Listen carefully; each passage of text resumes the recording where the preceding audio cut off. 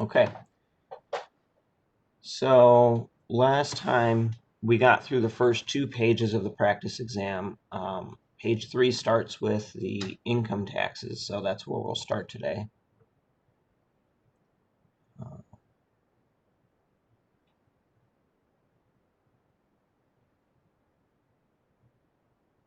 There we go, full screen. Okay. 1 second. Okay, so we're going to use the tax chart to calculate income tax, and we're going to go through all of the steps for this. Okay, and I know it's a little bit strange. In the next problem, they sort of outline the steps for you, and in this problem, they don't. Just wanted to give you a little, exposure to both a problem that's sort of diagrammed and outlined for you, and one that is not. So let's just jump right in. The steps for computing income tax, the first thing we want to do is find the gross income, right? And it's just labeled for us. Okay. So then the adjusted gross income, which we abbreviate as AGI, is the gross income minus adjustments. Okay. So we're going to take the 216,500 and we're going to subtract the $15,000 worth of adjustments. Okay, so we get 201,500. All right. Next, before we find the next piece, we need to figure out if we're going to use the itemized deductions or the standard deductions. Okay. And because we have a married couple, standard deduction is $24,800, and that is greater than their itemized deductions of $6,800. Okay, so we're going to use the standard deduction.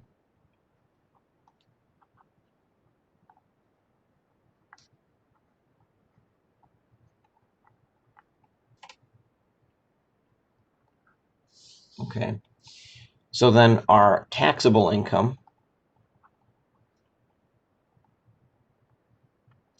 is the adjusted gross income minus the deductions. Okay, so we take the 201,500 and we're going to subtract 24,800.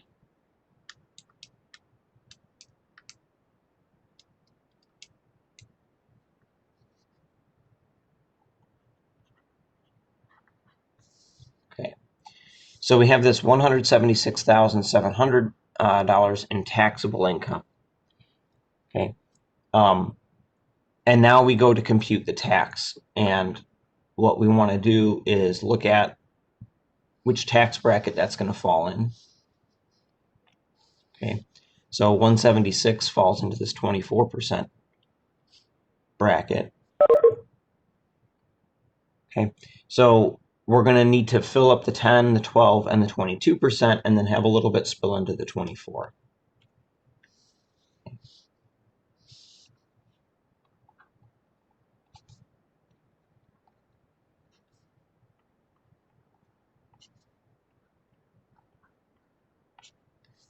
All right, the 10% bracket says that it holds up to $19,750. So we put a full $19,750 in there. The 12% bracket is full. It holds up to $80,250, but it doesn't start at 0. It starts at $19,750. So we subtract to find out the amount that the 12% holds, right? So we're going to take 80,250 minus 19,750. Okay, so we get 60,500. Okay. Same story with the 22%. It's full. It goes up to $171,050, but it starts at $80,250. So we subtract to see how much money can be taxed at that amount. Okay, when I subtract, I get 90,800. Okay. For the 24% bracket, it is not full, so we don't use the 326 because we don't have that much money to be taxed. What we do is we say, all right, we have this 176,700, and let's subtract how much money has already been accounted for, right? We've already accounted for up to 171,050.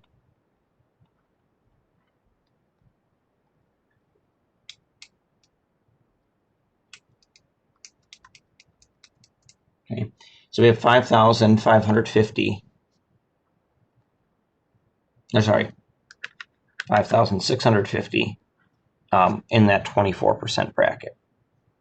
Okay, and again, if I take the amount of money in each of the tax brackets and add them up, it will add exactly to the taxable income.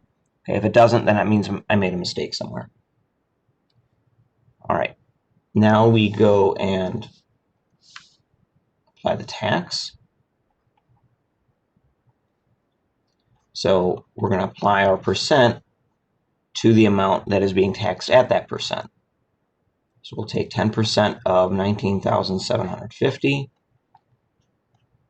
and 12% of 60,500 and 22% of 90,800 and 24% of 5,650.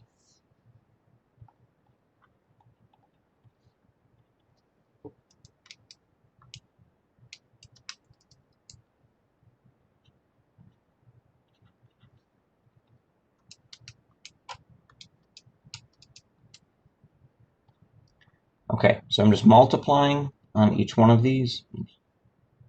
That's right. So 0.24 times 5650 gives me 1,356. Okay. Then I add up these four numbers.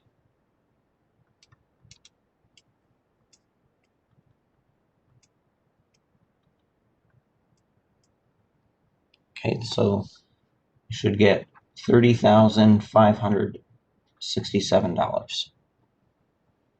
Okay, so that's our total computed tax. That's not how much we actually have to pay, though, because we have to account for the credits. Okay, so our tax owed for the year is going to be our computed tax minus the credits. So we take our 30,567, and we were told that we had $4,000 in credits.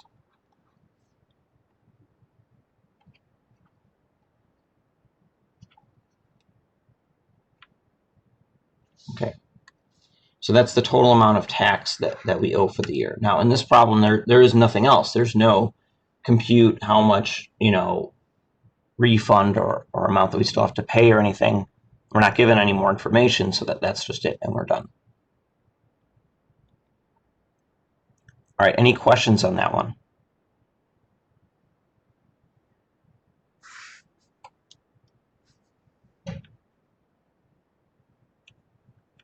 Okay, so let's go on and do the next one.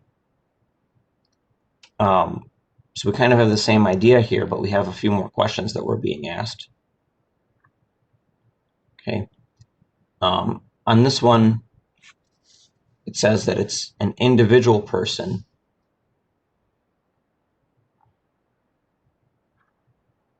So I'm going to put a box around this to make sure I don't pull any numbers from the wrong column. Okay. So I start with the gross income, find the adjusted gross income. I'm going to take my gross income and subtract the adjustments. It says we have $8,200 in adjustments.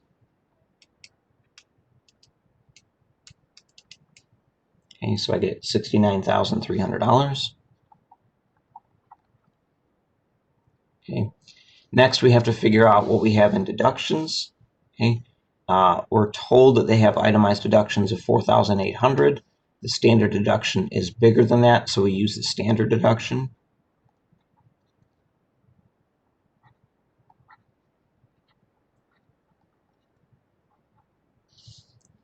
Okay, so the taxable income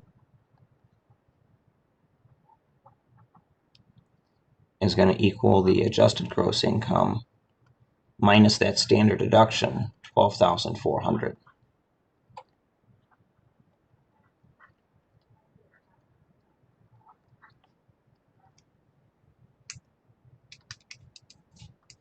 Okay, so we get $56,900.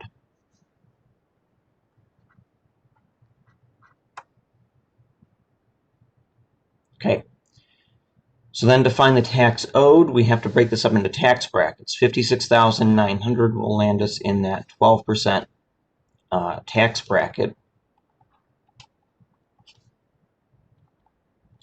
So we'll break our money just into the first two.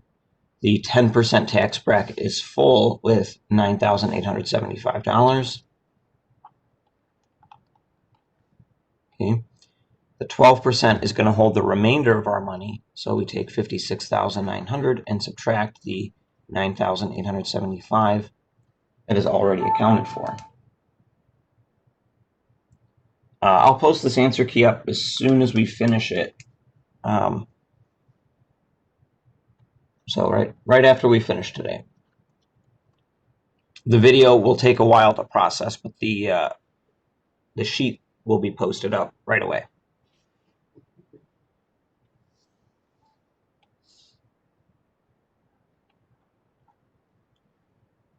Okay, so now we compute the tax owed.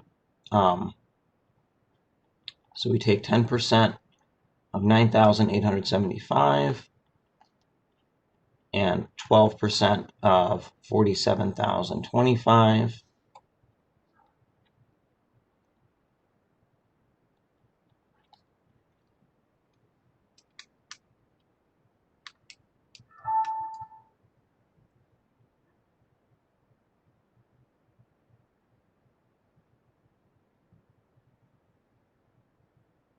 Why 56,900?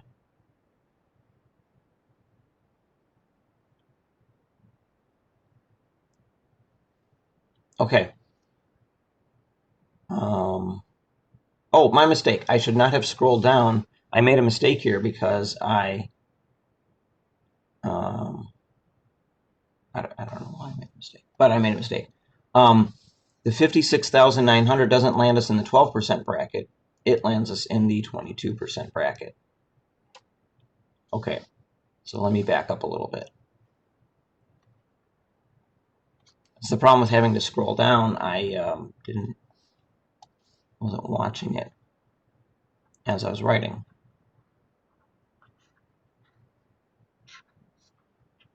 Okay. In the 12% tax bracket, it only goes up to $40,125. Okay. So I'm going to take my $40,125 and subtract the $9,875 because that's where it starts. So the 12% tax bracket holds $30,250. Okay, the rest of our money goes into 22%. So we have 56,900 minus the 40,125 that we've already accounted for.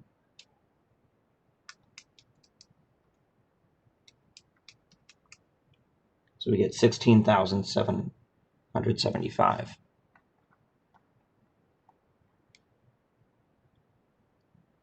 Okay. Yeah, that's the danger with not looking at the tax chart as I'm writing stuff down. All right. Maybe I should have had a printed copy next to me or something. All right. So when we look at the tax owed, we're going to take 12% of 30,250 and 22% of $16,775. Okay. All right, thank you for catching that. So we have 3,630 here.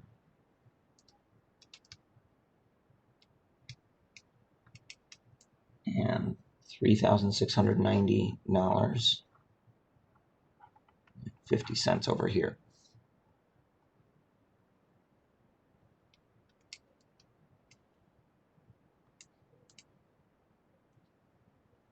All right. So when I add this all up, I get $8,308. Okay. To find the tax owed, we then have to subtract off the credits.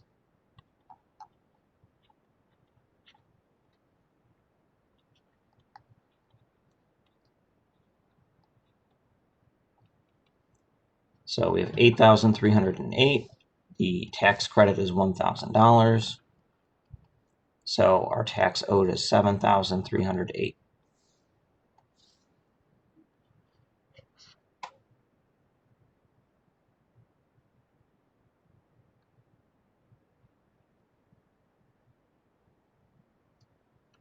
Okay. Compute this individual's effective tax rate. That is, compute what percent of their gross income is paid in income tax. So we want to look at gross income here. Our gross income at the beginning we said was $77,500. Okay. And what I'm going to do, I'm going to take this sentence that's asking the question or telling us what to do, and I'm going to translate it symbol for symbol, right? So I want to compute what percent. So write that as a variable. Right? Percent of means multiply. Their gross income is the number 77,500. Is translates to an equals. Okay. Paid in income tax, well, that's what we have here is the tax owed, right? That's how much we have to pay in income tax, $7,308. So to answer this question, I have to divide both sides to get x by itself.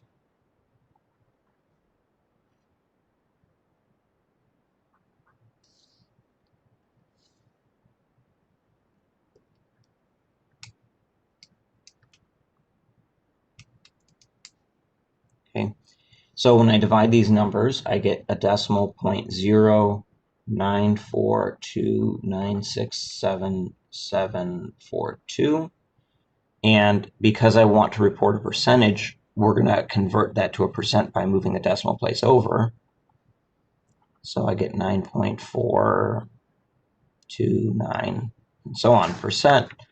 And I can round that to 9.4 or 9.43. Okay. This is a review, so it doesn't tell us how many places to round to. You know, it's not getting graded, so it doesn't really matter. But on the exam, you'll be told specifically how much to round stuff to. Okay, and the last piece of this, suppose that this person paid $9,000 in taxes. Okay, they only owed $7,308, so they overpaid, so they're going to get a refund. And they get refunded the difference. We take 9,000 minus 7,308, and we get 1,692.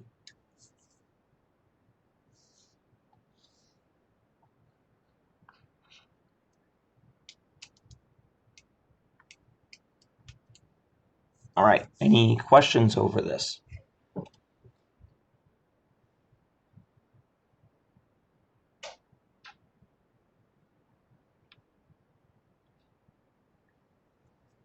Okay, so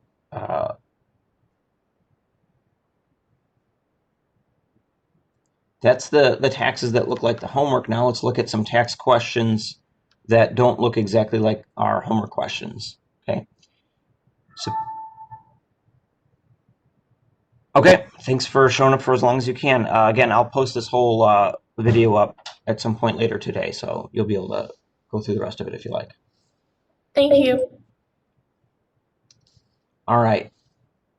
Suppose an individual had $40,125 in taxable income at the end of the year.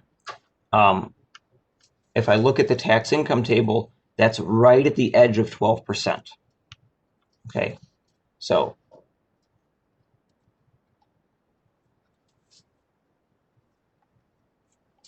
if they make one more dollar, that'll be in not the 12%, but the 22% tax bracket.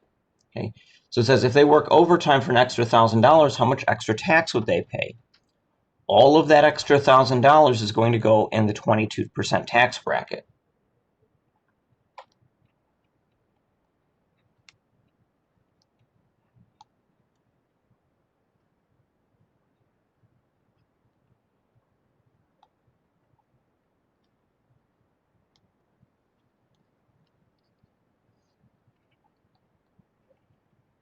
Okay, so they would end up paying 22% of that $1,000.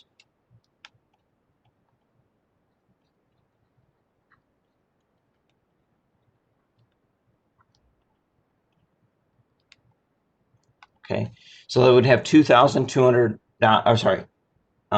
They would have $220 in extra tax that they would have to pay at the end of the year, right?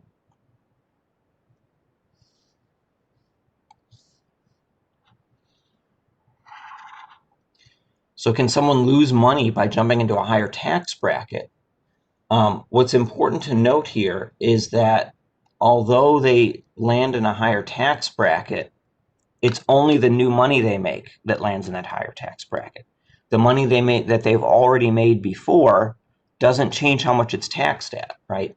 That's the key thing about these tax brackets is that the first bit of money you make gets charged at 10%, and then it gets at 12, and then at 22. Okay, so when you go from 12 to 22, that's not changing how much money that you will be paying on the earlier money that you've already made. Okay, so in this case, when this person does some overtime that gets taxed at that higher rate, it doesn't change how much the other income they made was taxed at. Okay.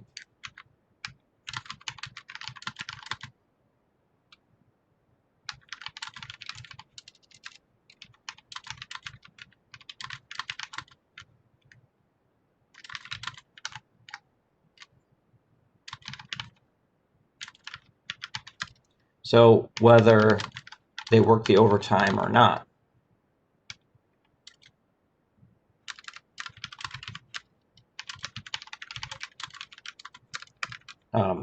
that regular income is still just taxed at the same rate. Okay. All right. So it's kind of a short answer. I don't want to make this any more complicated, than it has to be. So are there any questions on this?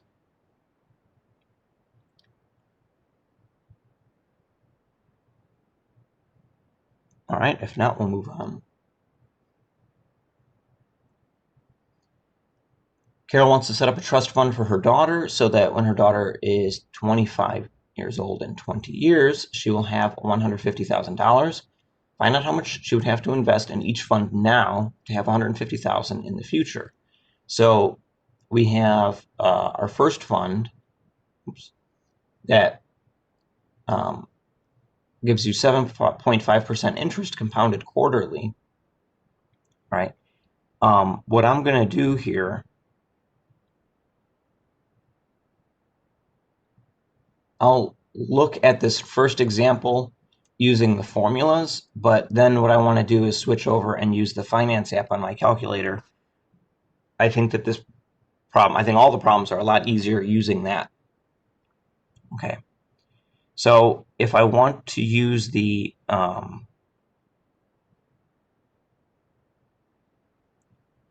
formula, right, I have to bust out my formula. And let me write that down real quick.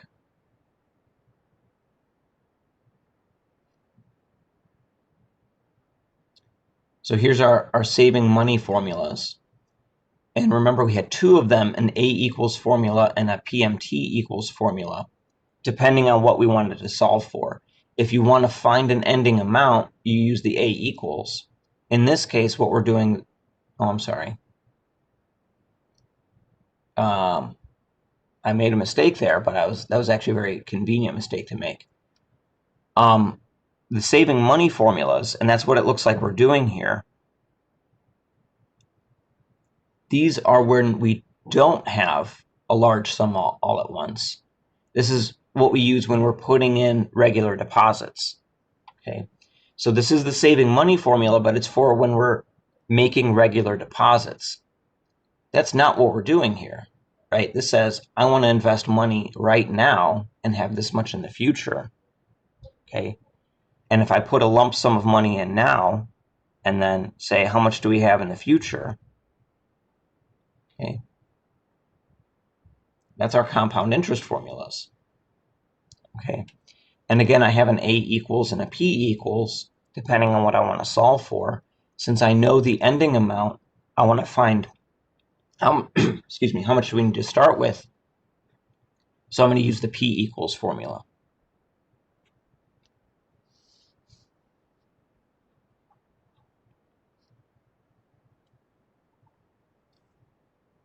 Okay, so we'll first write down the formula, and then I'll write down what all our variables are and fill them in. Okay.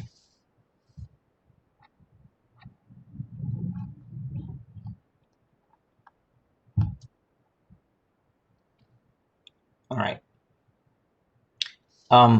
When you do these problems, I think it's actually better to write down what your variables are to begin with. Then it makes it easier to pick which formula you're going to use. Okay.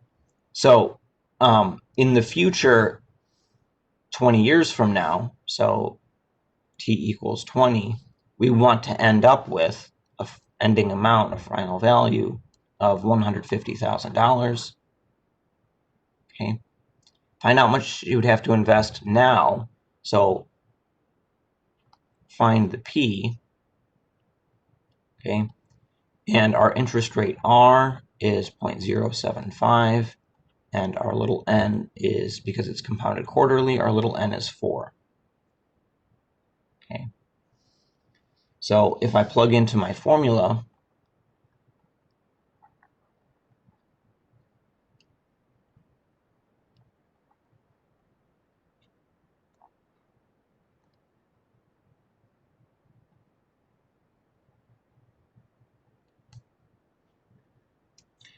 and I'll actually go ahead and type that in on my calculator.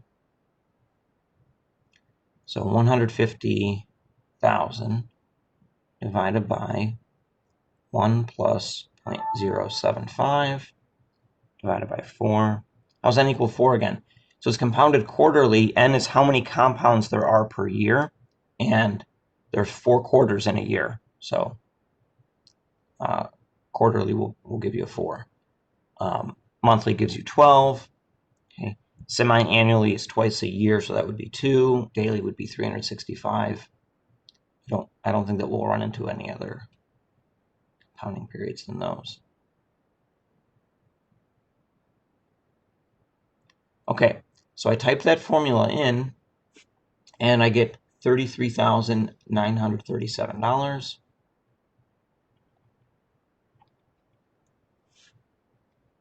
and 63 cents. Again, it doesn't say how much to round here, but I think it makes sense to round to the nearest penny when we're dealing with money. Okay, I want to redo this problem.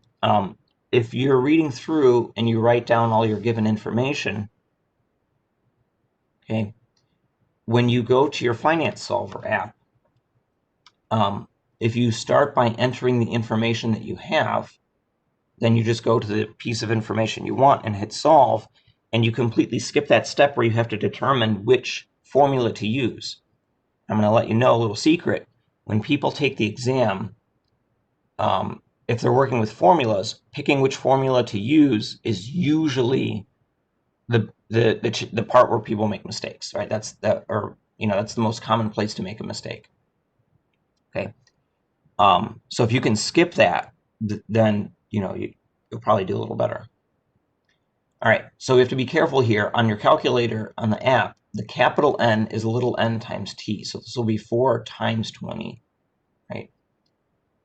And I know that's 80, but I like to just do the multiplication on my calculator here.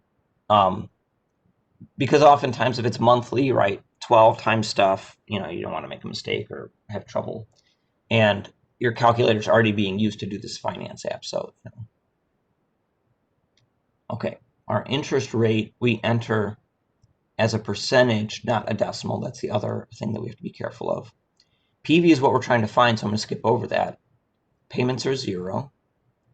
The final value is $150,000. And this P over Y and C over Y, that stands for payments per year. Because it's quarterly, there are going to be 4 payments or compounds per year.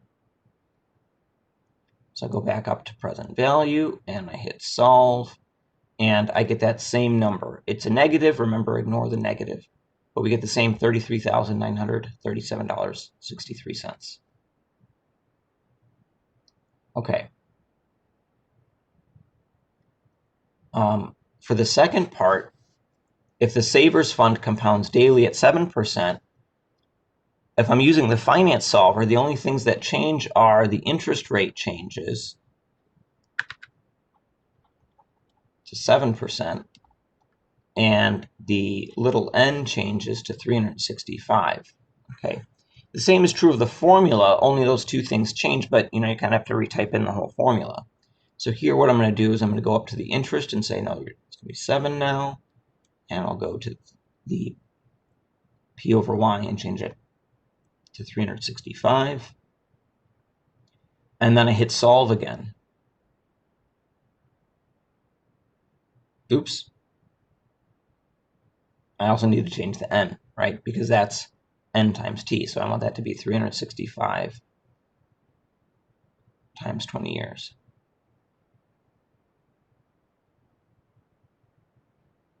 So a lot of compounds.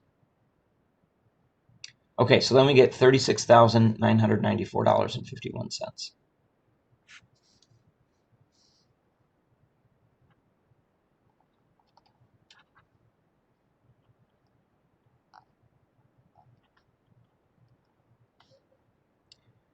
Okay, so I already forgot the number. 36,994.51.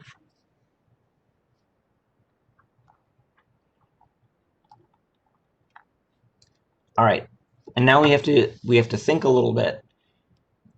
Which fund should we use and why?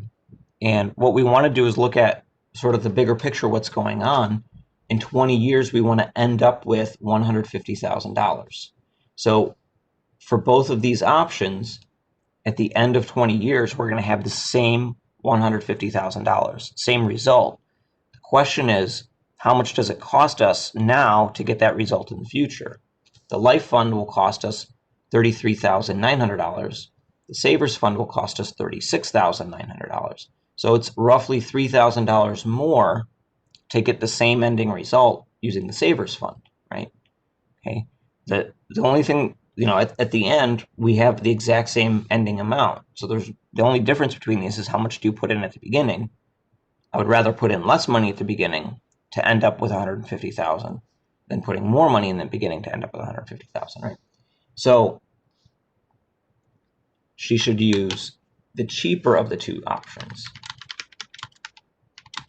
the life fund.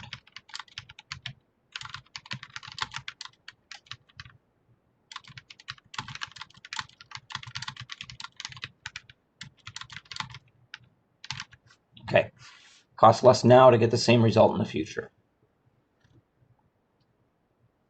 All right, any questions over that one?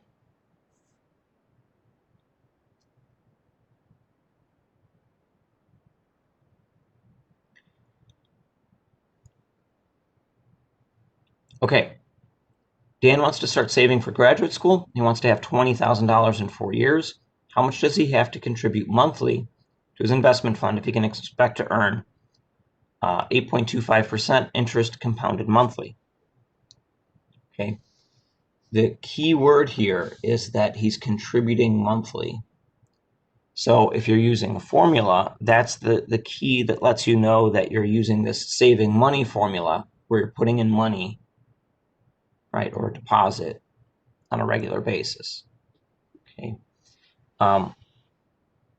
If I'm filling this out with the intention of using my finance app, say, okay, I want to have this ending amount or future value of 20,000 after a time of 4 years. We're contributing monthly, so the little n is 12. Okay. Our interest is 8.25%. Okay. And I think that's all the information that we need. So our big N, remember, is little n times t, so 4 times 12, or 12 times 4. Put in our interest rate. Okay. We didn't write it down, but we're not starting with any money in the account other than our regular deposits. Okay. So our present value is 0, and our future value is 20,000. And what we want to do is find the payment amount. Okay. So let's go down here and say, okay, because it's monthly, we have 12 payments per year and 12 compounds per year. And let's solve for the payment. Okay, so we get $353 and looks like 11 cents if I round.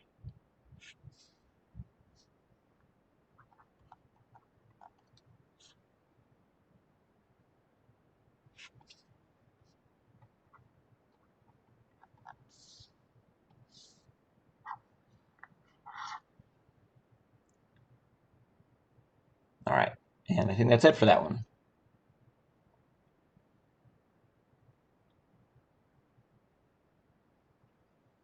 Okay, buying a car.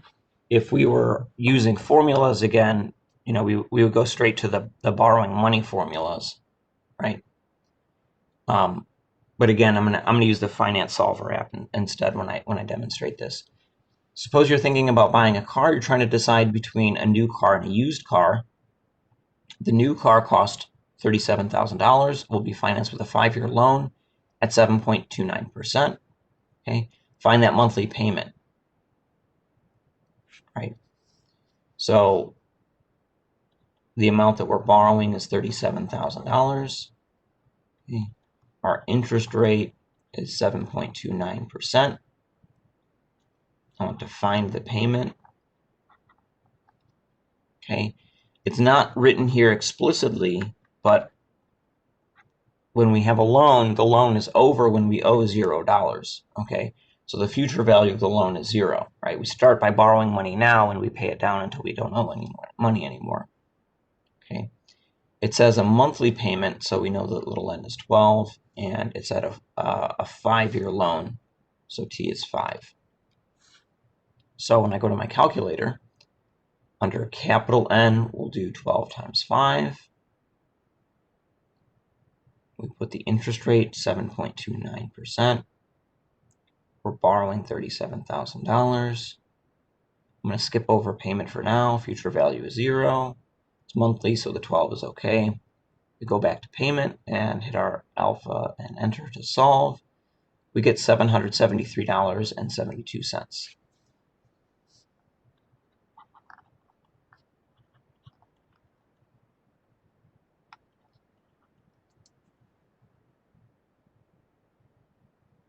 Oops, I interchanged digits here. 737.72.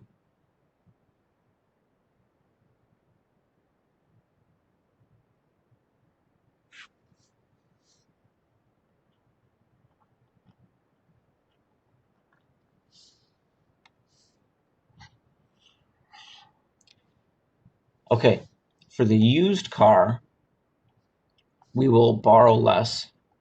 Our principal will be $17,950. Okay. We're using a 4-year loan and a different percentage rate.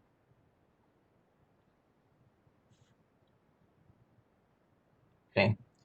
So because we're using a different time, we'll change the capital N, right? 4 times 12. We have a higher interest rate.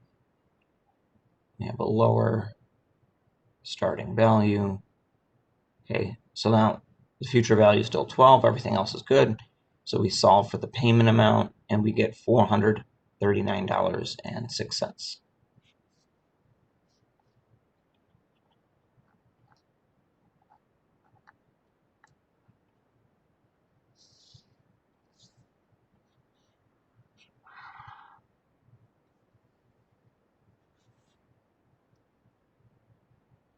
Okay, find the total cost of,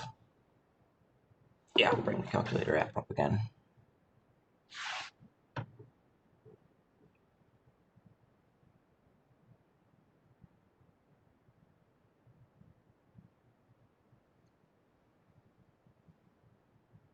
Okay, find the total cost of and amount of interest paid in buying the new car, and then also for buying the used car, right? So the new car is first and the used car is second.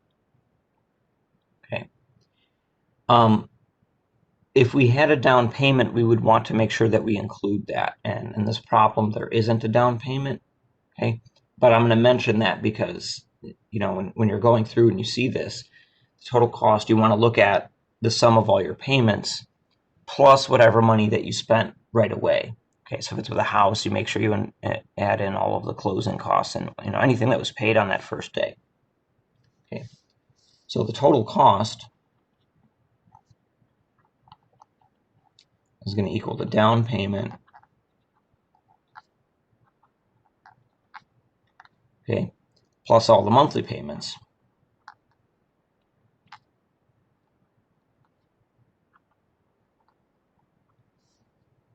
Okay, in this case, the down payment was 0.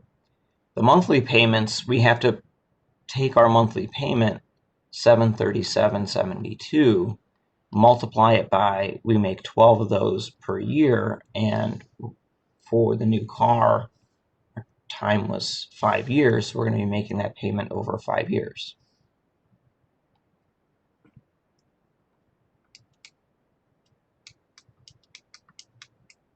Okay, so we have a total cost of $44,263.20.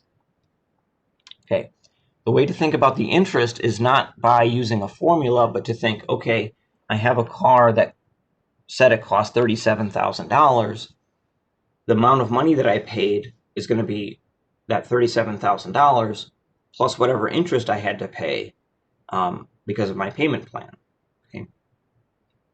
So the interest is going to be the difference between the price of the car and how much I actually paid for the car. Okay.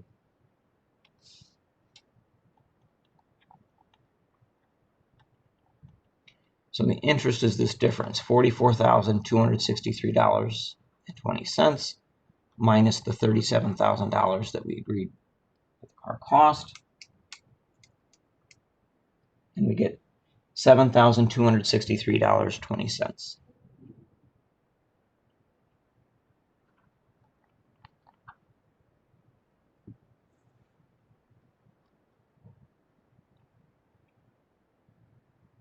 Okay. So this is the total cost, and this is the amount of interest. Okay. We do this again for the used car payment. The total cost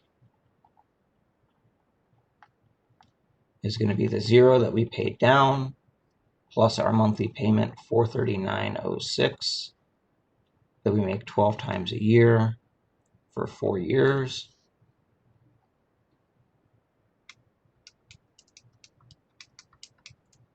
And we get $21,074.88.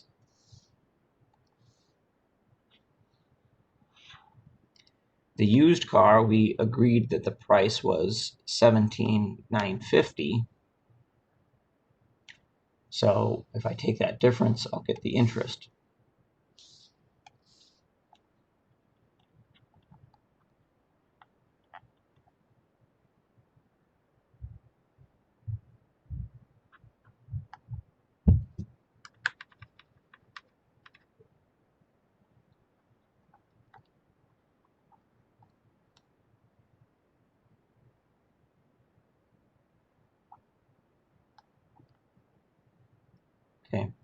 So we're going to take the $21,074.88 minus $17,950.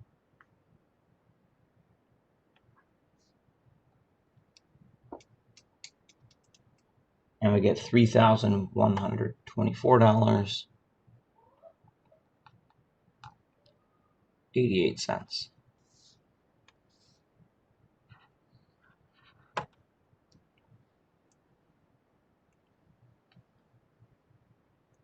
All right, any questions on that one? A lot of pieces in there. All right, let's get to a home loan. You need a loan for a home costing $195,000. Here's your options. So we're going to split this up. Option A on the left,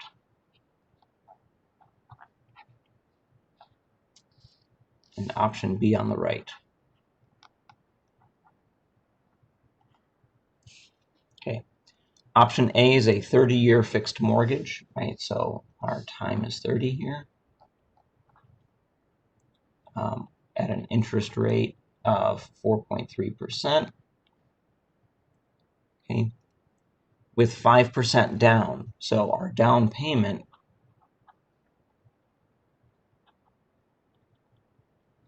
is going to be 5% of the cost of the house. Okay. So when I multiply that, I get $9,750. Okay. So if we pay that $9,750 on the first day, then we don't have to borrow a full $195,000. So the loan amount or mortgage amount is $195,000 minus the amount that we pay up front.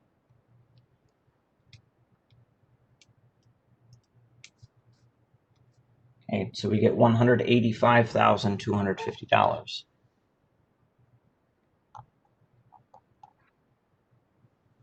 Okay, so that's important. That's going to be the amount that we're borrowing. So that's our present value on the loan. Okay, so when we go to find our monthly payment on our finance app, okay, our capital N, this is monthly, so 12, right? And then we have a 30-year loan, so 12 times 30. The interest rate is 4.3%. Our present value is that loan amount, $185,250. Okay, we'll skip over payment for now. Future value is 0. Payments per year and compounds per year is 12 because it's monthly. So now we go back up to payment and we solve. And we get $916.75.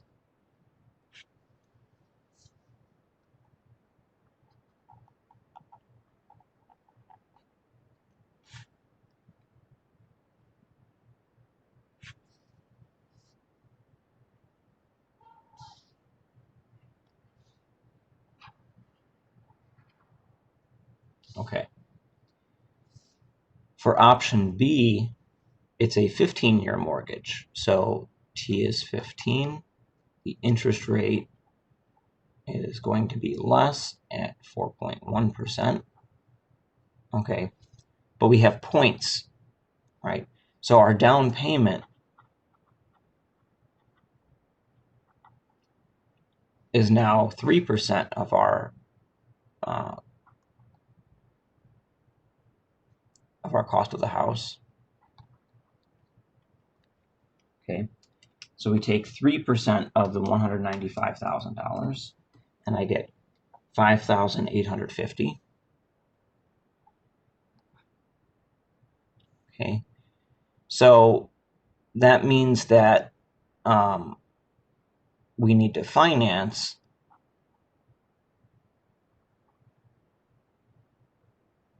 the 195,000 minus 5,850.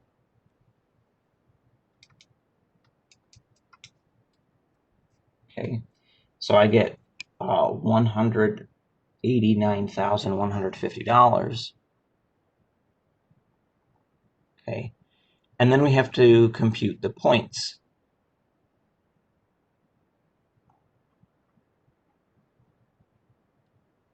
Okay, the points are 2 points, so 2% of the amount of money that we're financing or borrowing, right? The $189,150.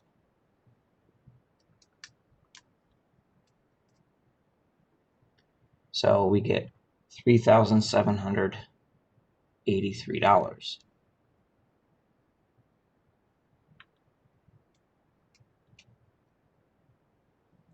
Okay. We have to be a little bit careful here. It doesn't say that the points are rolled into the mortgage. So if, we're borrowing it's $189,150, well, then that's the amount that we're borrowing. Okay. But both the down payment for the house and then the points for the mortgage would be stuff that we paid on the first day. All right. So when we bring up our finance app here, we have to change the capital N because it's a 15-year mortgage. And we have a lower interest rate. The amount we're borrowing is slightly more. Okay, so then we compute our monthly payment, and we get $1,408.62.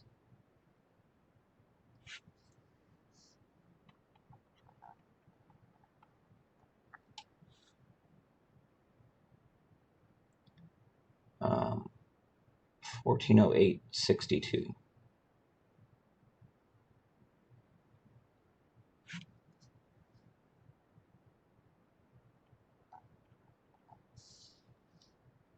All right.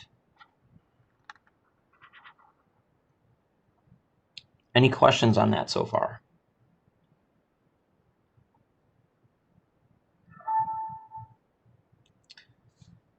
So the capital N,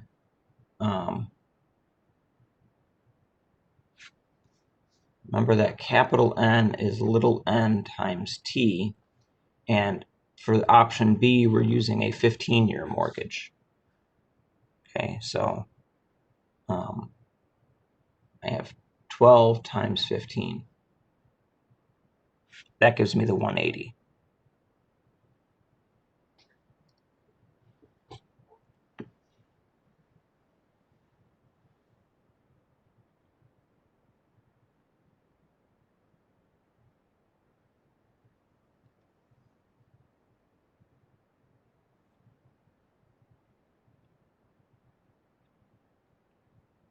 Okay, so now let's break this down. Again, I want to look at each one of these two options separately. So on the left, we'll have option A.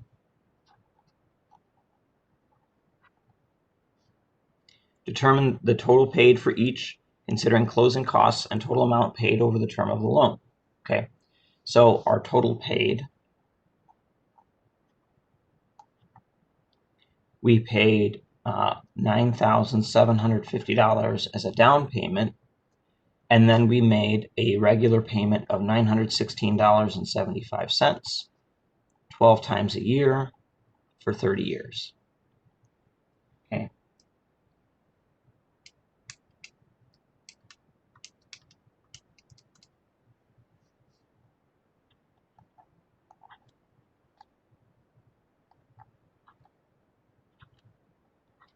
All right, so it's important not to forget the down payment when you compute the total cost. So we get $339,780. Okay. So that's our total cost under option A. All right, now let's look at option B.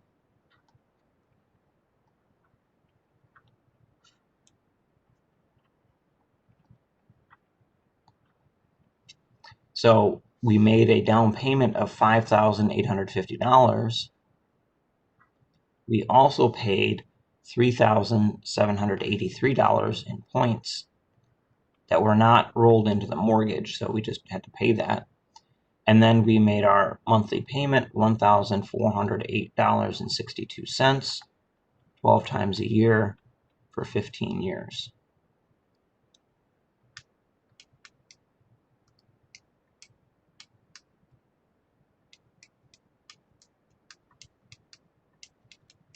Okay.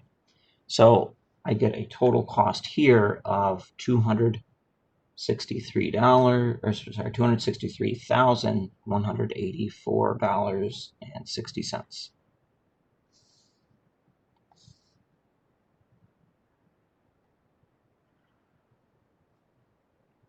Okay. This is on a $195,000 house. Yeah. Okay. So then which option would you choose and why? This is a kind of open-ended question. I think that there are lots of different right answers, including which option you would choose. If I only look at the total paid, option B looks better, okay, because I pay less money to own my house.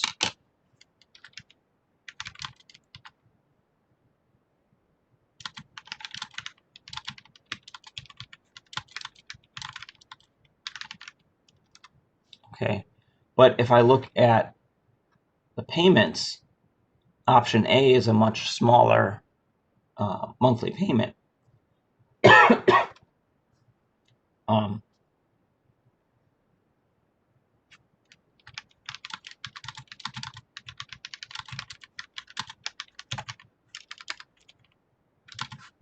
So what's better, less money to own the house or a smaller monthly payment? Well, I mean, I don't think that there's an objective answer to that. That sort of depends on an individual situation. So there's not like a right answer to which one you would choose. The question would be why, right? If you say option B, because you end up spending less money to own the house, that's a great answer. If you say option A because the monthly payment is smaller, that's a great answer, right? If you say option A because points are complicated, that's probably not the best answer, but it might be the honest answer. Okay. All right. So there, in this case, there isn't a right answer to which one you would choose, right? It's whichever one you would choose. The real question is, explaining why. Can you explain why one of these would be better than the other?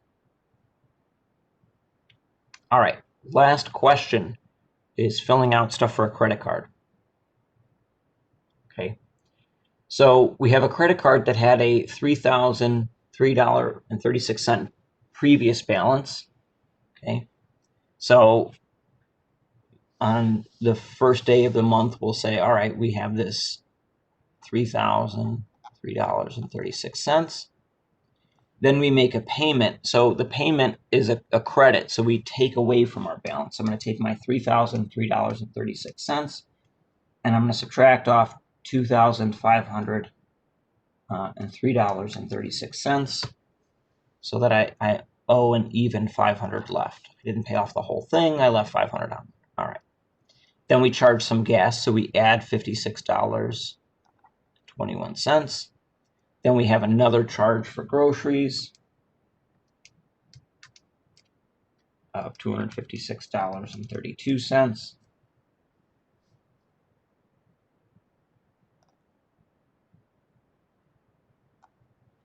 Then we have another charge for clothes, $190.47.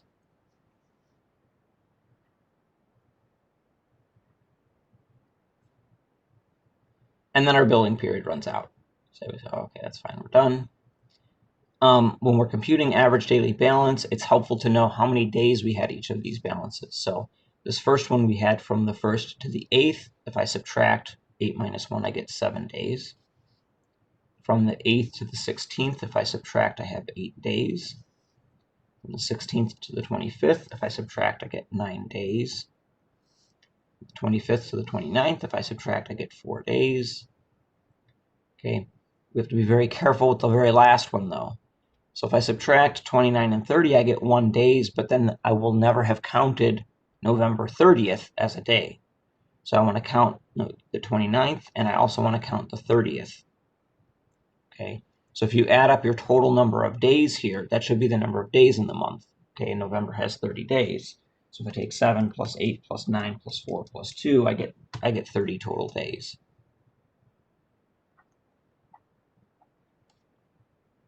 Okay. All right, find the average daily balance. The average daily balance is going to be averaging your balance on each of the 30 days, which we can shortcut because we have repeated values, right? This $3,003.36 is repeated 7 times, so I just multiply it by 7. Okay.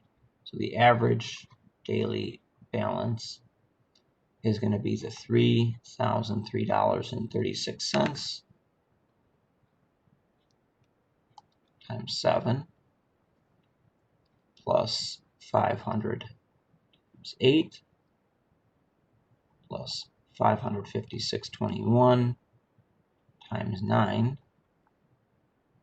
plus 812.53 times 4 plus 1003 times 2, and then I divide by how many days I'm averaging over.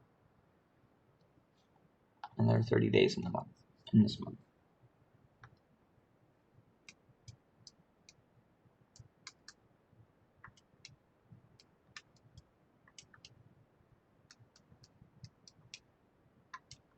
Okay, so if you're doing this on your calculator, I mean, of course you're doing this on your calculator. I guess when we write out a fraction, you don't need to write this in, but we do need to make sure on your calculator that you put the whole numerator in parentheses, so that the whole thing gets added up first and then divided by 30. Otherwise, your calculator will just divide the very last thing by 30 because it will be using the order of operations.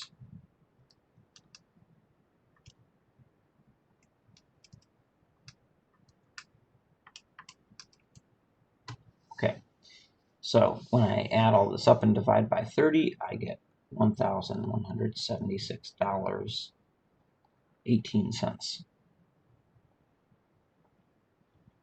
The average daily balance is what we use to compute interest. Okay, so our interest is going to be the average daily balance times our monthly rate. Or another way to look at this is you could just say, well, I'm computing simple interest for the 1 month, right? I equals PRT, but I don't want to make things confusing and use that. So what I'm going to do is I'm going to say, okay, I'm going to take the average daily balance and then multiply by the monthly interest.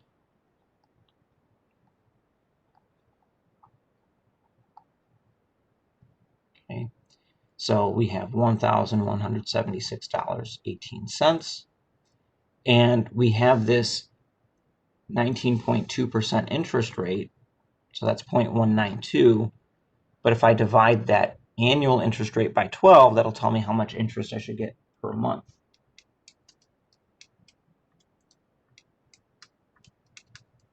Okay.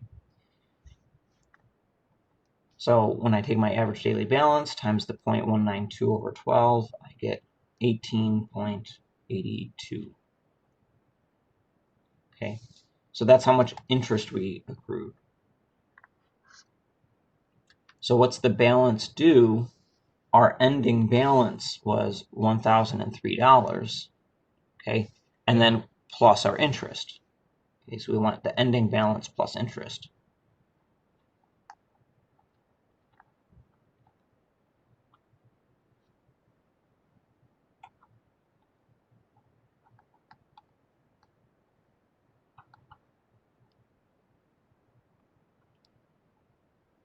So we're not using the average daily balance here at all. Okay, so I get $1,021.82.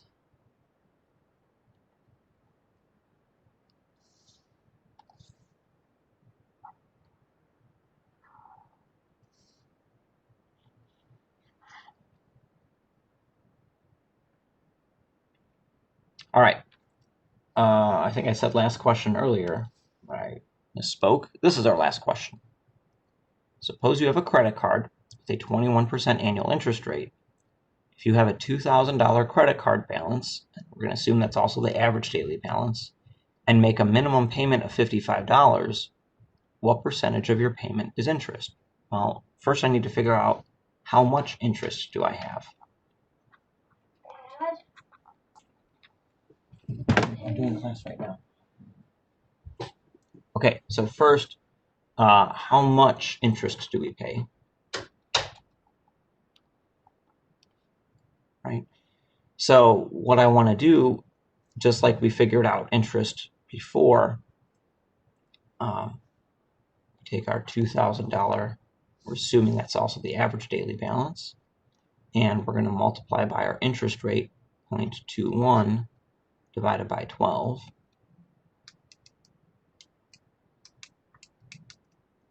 And we get $35 exactly. Okay, so we have $35 in interest. Okay.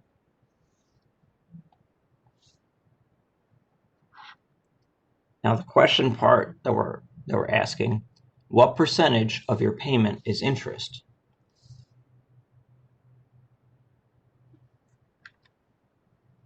Let me rewrite the question here.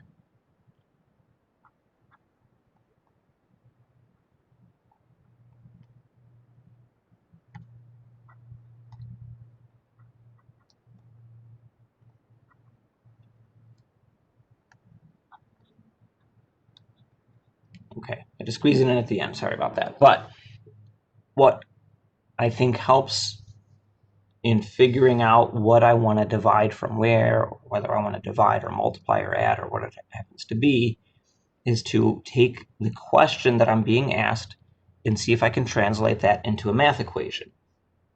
So what is my variable x? Percent of means multiply. Your payment, we said that we're making a minimum payment of $55. Is means equals. And the interest we just figured out is $35. So I just exactly translate each word into a math symbol. Okay, and that gives me an equation that I can solve. Okay. So x times 55 equals 35. So if I divide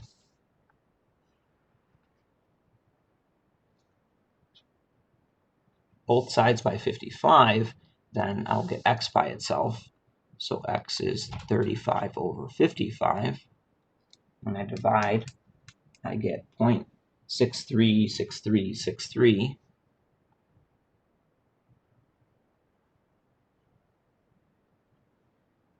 Okay, and if I turn that into a percent by moving the decimal place twice, I get 63.64. Well, keep consistent with what I wrote here. 63.6 and change percent. Okay, so that's how I find that percentage. And what that means is that about 63% of my payment, if I'm making a minimum payment in this example, is just paying off interest. Okay, so the majority of my money is just going towards interest. I'm not mostly paying down my money that I owe. I'm mostly just paying interest. All right. Any questions?